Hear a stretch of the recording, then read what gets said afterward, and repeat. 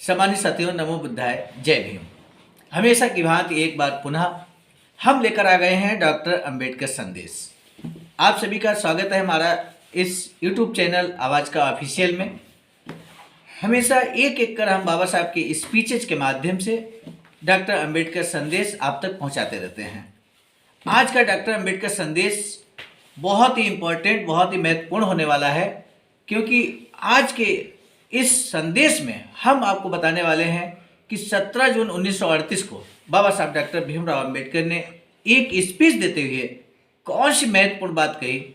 आज का विषय बहुत इम्पोर्टेंट है। आज का विषय है कि ब्रह्मदेव ही क्यों ना हमारे आड़े आ जाए, लेकिन हमारी राजनीतिक उन्नति को वो नहीं रोक सकते। आज का यही विषय पर हम डॉक्टर अंबेडकर संदेश आपके समक्ष प्रस्तुत करने जा रहे हैं। इससे पहले कि हम डॉक्टर अंबेडकर संदेश आपके समक्ष प्रस्तुत करें, हम आपको बता दें ये इस डॉक्टर अंबेडकर संदेश के संकलनकर्ता आदरणीय विजय कुमार बौद्ध जी, प्रांतीय कोषाध्यक्ष आवाज़ का बिहार, एवं इस डॉक्टर अंबेडकर संदेश के मार्गदर्शक के रूप में मिशन नायक परम आदरणीय बुद्धमित मुसाफिर सर, राष्ट्रीय महासचिव आवाज़ का नई दिल्ली, और मैं हूं प्रस्तुतकर्ता सर्वजीत आर्या, राष्ट्रीय कोषाध्यक्ष आवाज़ का नई दिल्ली। आइए हम देखते हैं आज के डॉक्टर अंबेडकर संदेश। आज के डॉक्टर अंबेडकर संदेश में जो कि प्रसारित किया जा रहा है Buddha Bodhisattva doctor Bhimrao Ambedkar international centre Sarnath Varanasi, राज्य उत्तर प्रदेश से और देश भारत से। विषय जैसा कि हमने पहले ही आपको बताया है, ब्रह्मदेव भी अगर चाहें तो हमारी राजनीतिक उन्नति रोक नहीं सकते, ऐसा बाबा साहब कहते हैं। और आज का जो विषय है डॉक्टर अंबेडकर संदेश है, वो आप देख सकते हैं। बाबा साहब डॉक्टर भीमराव अंबेडकर संपूर्ण वाङ्मय खंड 39 में प्रथम भाग लेकर हम आज आ गए हैं, और पृष्ठ संख्या 150 से 152 तक आप स्वयं भी संपूर्ण वाङ्मय खंड 39 में आप देख सकते हैं। तो आज के संदेश में क्या कुछ है, आइए देखते हैं। लिखा है, अदालत के काम के सिलसिले में 17 जून 1938 को बोधिसत्व बाबा साहब डॉक्टर भीमराव अंबेडकर सुबह की गाड़ी से धुले आए। स्टेशन पर कई महत्वपूर्ण लोग उपस्थित थे। स्काउट के जत्थों ने बाबा साहब को सलामी दी। दोपहर के समय कोर्ट में भीड़ उमड़ी थी। कामकाज पूरा होने के बाद वकीलों की विनती का सम्मान करते हुए बाबा साहब बार लाइब्रेरी में गए। वहाँ काका साहब बर्वे की ओर से किया गया चाय पानी का आयोजन किया गया, संपन्न हुआ। शाम को बाबा साहब राजवाड़े अनुसंधान मंदिर गए। वहाँ वकील तात्या साहब भट्ट, वकील भाऊराव कुलकर्णी, वकील काका साहब बर्वे और यहाँ पर उपाध्याय खरटमल, श्री जाधव बोराले आदि लोग उपस्थित थे। काफ़ी विचार विमर्श के बाद खुद पाठक शास्त्री वहाँ उपस्थित हुए। भट्ट वकील और शास्त्री बुआ ने जानकारी मुहैया कराने का वचन देकर अभिनंदनीय काम किया। रात करीब 8 बजे म्यूनिसिपल स्कूल नंबर 8 के प्रांगण में सभा हुई। सभा के लिए 5 से 6 हज़ार लोग आए थे। प्राण एक दल संस्था के लोग अपनी लाल रंग की वर्दी पहनकर उपस्थित थे। काफ़ी महिलाएं भी वहां उपस्थित थीं। बोधिसत्व बाबा साहब डॉक्टर भीमराव अंबेडकर और श्री जाधव आदि लोगों के आते ही तालियों की आवाज़ गूंज उठी। डॉक्टर बाबा साहब के नाम की जय जयकार से सभा स्थान गूंज उठा। पहले श्री यशवंतराव चिंतामण गायकवाड़, श्रीमती कृष्णाबाई आहिरे, गोजाबाई बगले, अहिल्याबाई देवराव, सुश्री सावित्रीबाई सावंत, श्रीमती आनंदीबाई जाधव आदि के स्फूर्तिदायी भाषण हुए। इन लोगों के भाषणों के बाद पश्चिम खान देश के युवा उत्साही भावी नेता श्री पुंडलिक राव तुकाराम बोराले का भाषण हुआ। इन लोगों के भाषणों के बाद विभिन्न संघों की ओर से और सुशिक्षित महार महिला और पुरुषों की ओर से बोधिसत्व बाबा साहब डॉक्टर भीमराव अंबेडकर को करीब 40 फूल मालाएँ और गुलदस्ते अर्पण किए गए।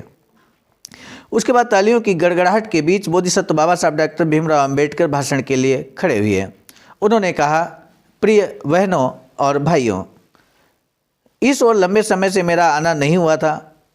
मध्य प्रांत, संयुक्त प्रांत, पंजाब आदि कई जिलों से मेरे पास कई लोगों के खत आए हैं, बल्कि पूरे भारत से मुझे बुलावा के खत आए हैं। कहूँ तो अतिशयोक्ति नहीं होगी।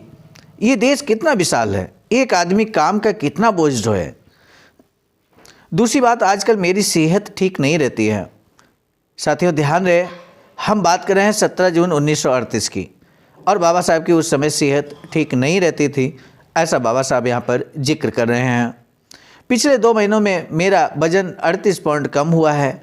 इसके बावजूद अन्य हिस्सों की तुलना में इस ओर थोड़ी उपेक्षा हुई है। इस वक्त मैं केवल आश्वासन दे सकता हूँ कि कभी न कभी मैं इसकी भरपाई अवश्य करूँगा। पिछले 10 सालों से राजनीति और समाज नीति जिस ओर उन्मुख है, उससे ये सोचकर मुझे डर लगता है कि पता नहीं देश किस हद तक और गिरेगा।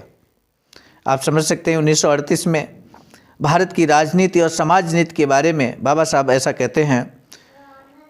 हालांकि एक बात सही है कि राजनीतिक मामलों में डर पालने की ज़रूरत नहीं है। झांक कर भी जिनके साए से लोग बचते थे, उन्हीं में से 15 लोग आज असेंबली में बैठकर अधिकार और हक के साथ अपनी शिकायतें बयां कर सकते हैं।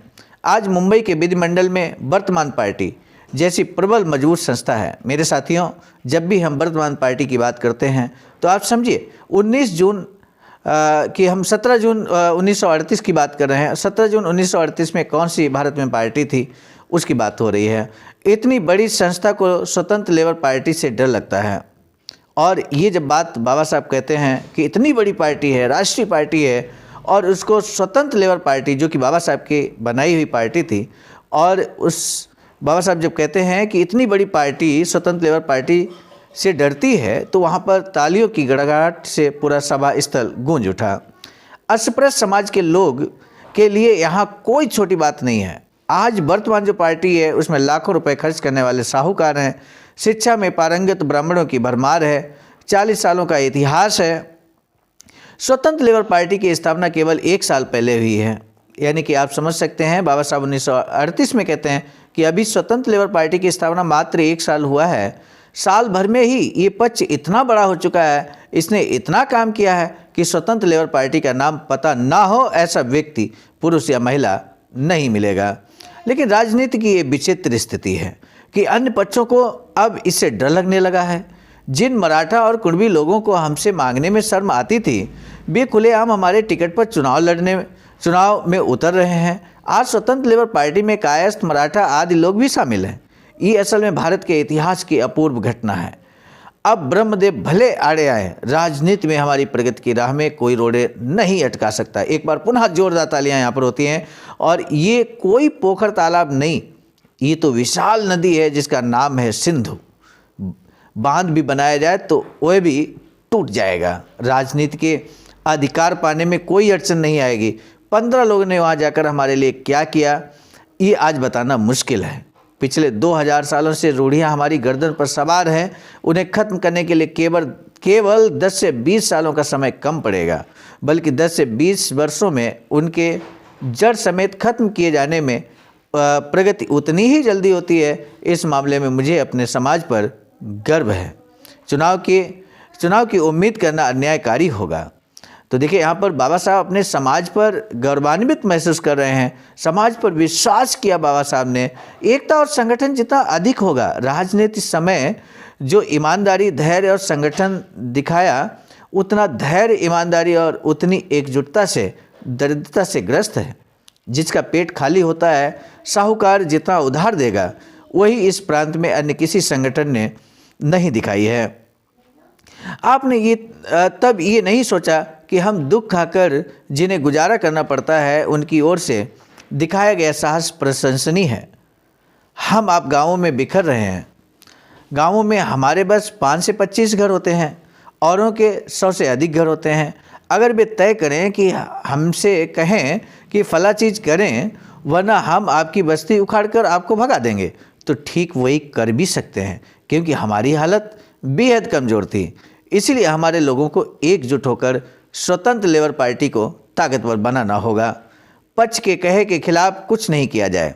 इसी समाज का और अपना फ़ायदा है बताने में मुझे बहुत खुशी महसूस हो रही है कि वर्तमान जो पार्टी है उसके नेता श्री वल्लभ भाई पटेल ने हमारे अनुशासन का वर्णन करते हुए कहा है, संगठन हो तो डॉक्टर अंबेडकर के संगठन की तरह। और यहाँ पर जोरदार तालियां होती हैं।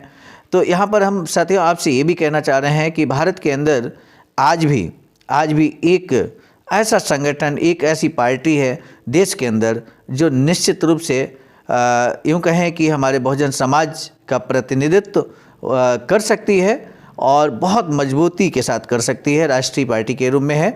आप सभी इस बात को समझते हैं। संगठन की अगर हम बात करें, सामाजिक संगठन की बात करें, गैर राजनीतिक संगठन की बात करें, तो निश्चित रूप से हम कह सकते हैं कि अखिल भारतीय अनुसूचित जाति जनजाति कर्मचारी कल्याण एसोसिएशन आज की डेट में पूरे भारत में एक बहुत ही सशक्त और समर्थ सार्थक संगठन बनकर यहाँ पर उभरा है, जो बहुत ही तेज़ गति से डॉक्टर अंबेडकर मिशन को आगे बढ़ाने के लिए प्रतिक्रियाशील है और क्रियाशील है, और आप देख भी रहे हैं। उसी के माध्यम से आज डॉक्टर अंबेडकर संदेश आप तक पहुंच रहा है। आइए देखते हैं आगे क्या संदेश है बाबा साहब का। आप इस संगठन को छूटने ना दें। हाड़ भर दूध नमक की एक डली से फट जाता है, घड़ा भर अमृत जहर की एक बूंद से विस्मय बन जाता है। उसी प्रकार स्वार्थ सिद्ध करने के लिए तैयार रहते हैं। उनकी सोच ही स्वार्थी होती है। हमेशा यही समय बना रहेगा ऐसा नहीं है। स्वार्थी दुर्गुणों से भरे लोग भी आएंगे।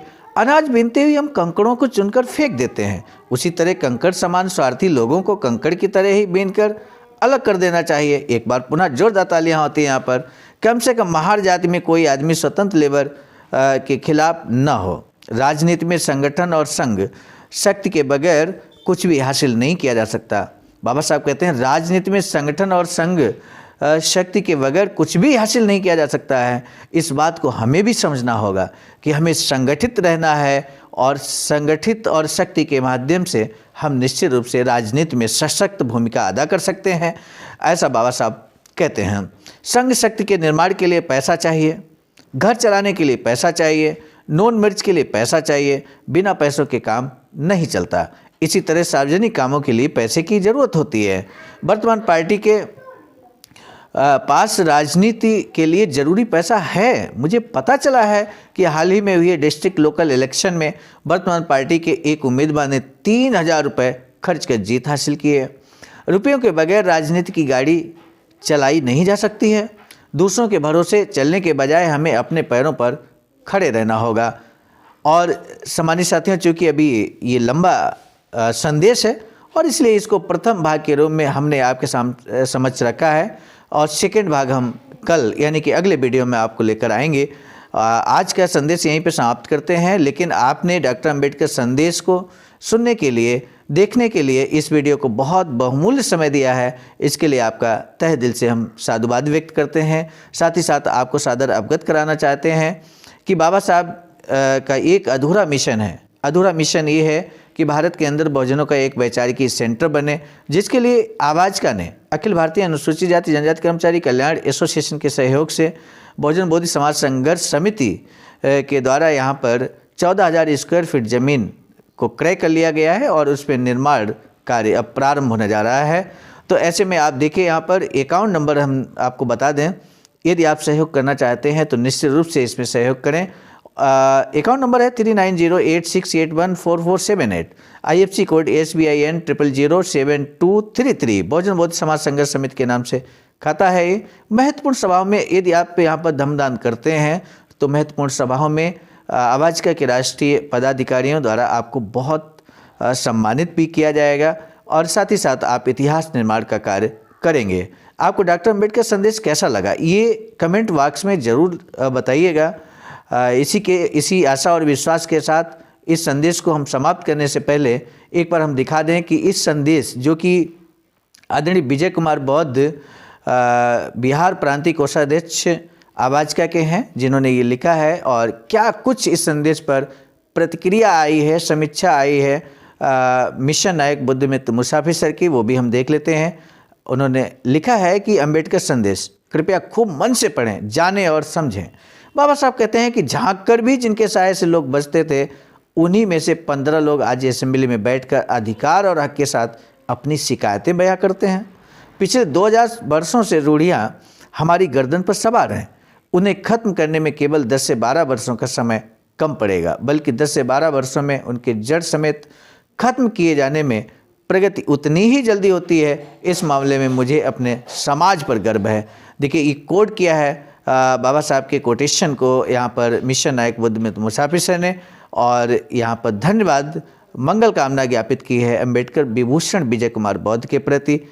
आदरणीय मिशन नायक बुद्धमित्र मुसाफिर सर ने। पुनः हम नए वीडियो के साथ, अर्थात अभी इस डॉक्टर अम्बेडकर संदेश का जो शेष भाग है उसको लेकर पुनः हम नए वीडियो के साथ मिलेंगे, नए डॉक्टर अम्बेडकर संदेश के साथ मुलाकात करेंगे। तब तक के लिए आप सभी को सादर नमो बुद्धाय, जय भीम।